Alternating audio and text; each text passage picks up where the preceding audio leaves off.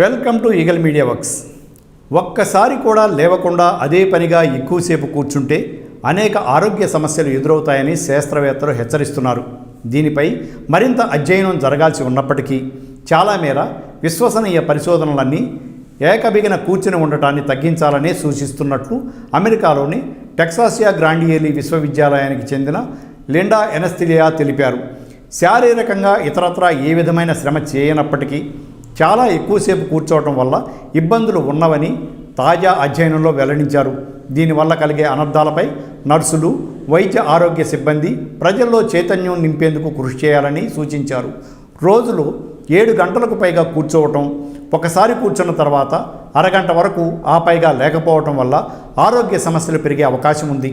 గుండె సంబంధిత వ్యాధులు, మధుమేహం, ప్రాణాంతక వ్యాధులు కూడా సోకే ప్రమాదం ఉంది. అలాగే ఊబకాయం, అండాశయ, గర్భాశయ, పెద్దపేగు క్యాన్సర్ల ముప్పు మొదలైనవి పెరిగే అవకాశం ఉంది. కూర్చునే సమయంలో మధ్య మధ్యలో లేచి నిల్చోవటం, నెమ్మదిగా నడవటం వంటి వాటి వల్ల ముప్పు తగ్గే అవకాశం చాలా వరకు ఉంది.